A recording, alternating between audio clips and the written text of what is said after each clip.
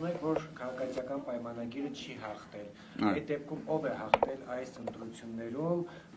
փաստացի հաղթանակ է գողացվել, մեղմ ասած, եթե այդպես է լինում,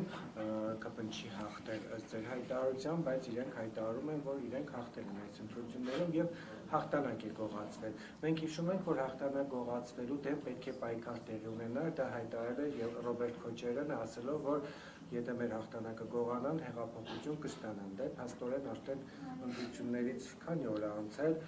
մոտ 20 օր արդեն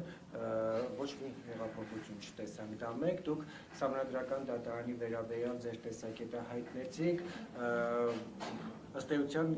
չենք կարող չհամաձայնվել անձնական տեսակետ ունենալով այդ կառույցի վերաբերյալ, հետևաբար տրամաբանությունը որն է դիմել մի մարմնի, որից սպասելիքները մեղմ ասած բավարար չեն, եւ սա արդյոք այն չի, որ ըստ էության փորձ է արվում պարզապես ժամանակշահին դիմությունը,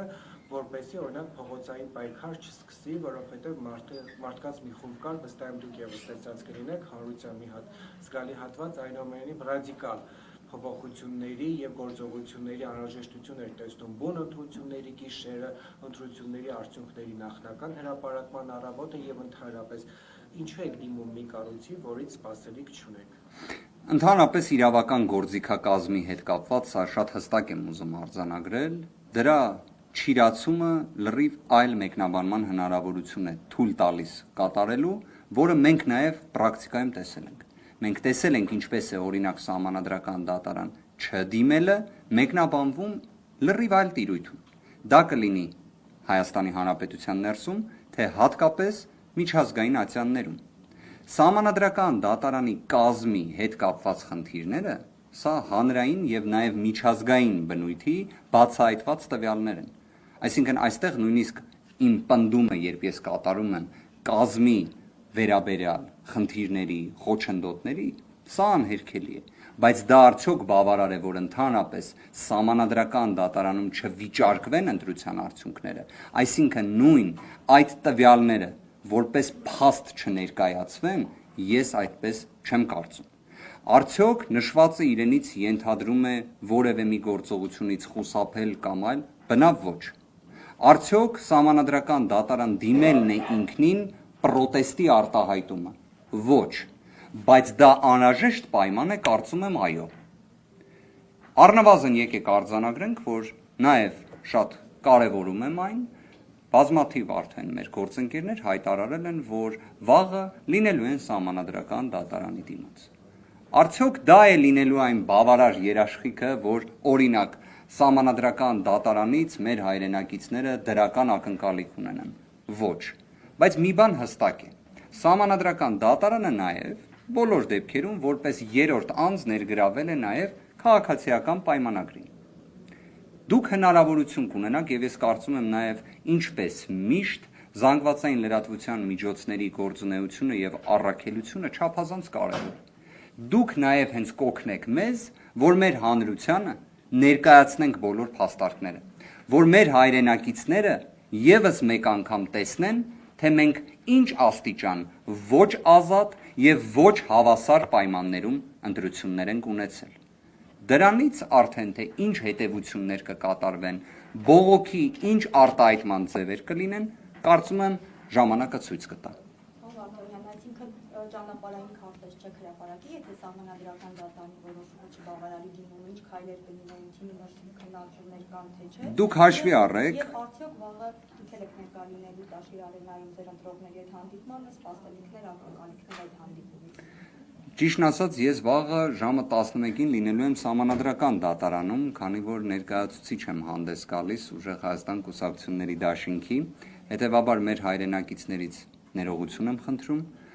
որ լինելու եմ Սահմանադրական դատարանում, կարծում եմ նաև հնդածս մի շարք հարցերի պատասխաններ կտրվեն։ Ես առնվազն այսօր ցանկանում էի մի քանի շեշտադրումները ներկայացնել այն զանգվածային կազմակերպված ընտրախախտումների վերաբերյալ, որոնք տեղի են ունեցել փետրվարի 7-ից մինչև հունիսի 7-ը, այնուհետև հունիսի 7-ից մինչև 14-ը։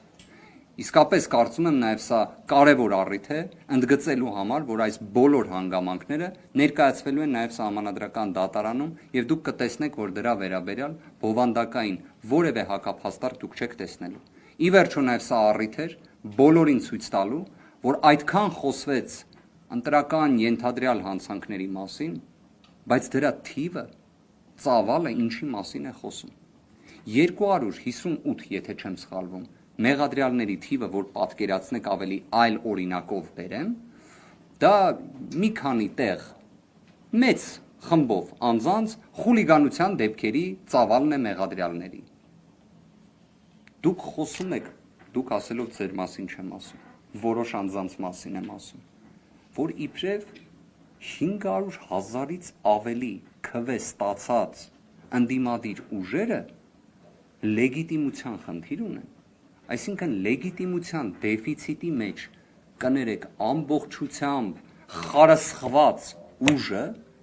որը ընտրությունների ամբողջ գործընթացի ընթացքում ատելության խոսք է տարածել, վարչական ռեսուրս է չարաշահել, կենսաթոշակը մեր հայրենակիցների չի բարձրացրել 2024 թվականին կամ 25 թվականին, այլ դա անում է արդեն ընտրական գործընթացի փուլում, ու այդ ամեն ինչի պայմաններում մի հատ էլ հենց քվեարկության օրը գան վստահված անձանց ընտրական տեղամասից տանեն, դրան նախորդող օրերին շտաբերի պատասխանատուներին ձերբակալեն, կալանքի տանեն, ամբողջական այս վախի մթնոլորտը ստեղծեն ու մի հատ էլ կասկածի տակ դնեն իրենց դեմ արտահայտվող քաղաքացիների քվեները։ Ախր եկեք օրինակ իրավիճակը պատկերացնենք այս վարչական ռեսուրսը, այս հակակոռուպցիոն կոմիտեի ձայնագրությունները, որ եթե Հովակիմյան Վահագի գրությանը մի քիչ հարգանքով վերաբերվեին, հակակոռուպցիոն կոմիտեն պետք է չհրապարակեր որևէ կուսակցության անվանում։ Որևէ կուսակցության անվանում չպետք է հրապարակեր։ Հələ պատկերացրեք, դա դնենք մի կողմ, ինչ պատկերեր լինելու։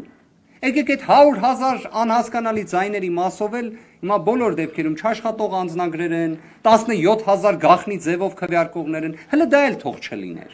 Մի հատ այդ ժամանակ տեսնեինք էլի այս ընտրությունների ընթացքը, հնդացս։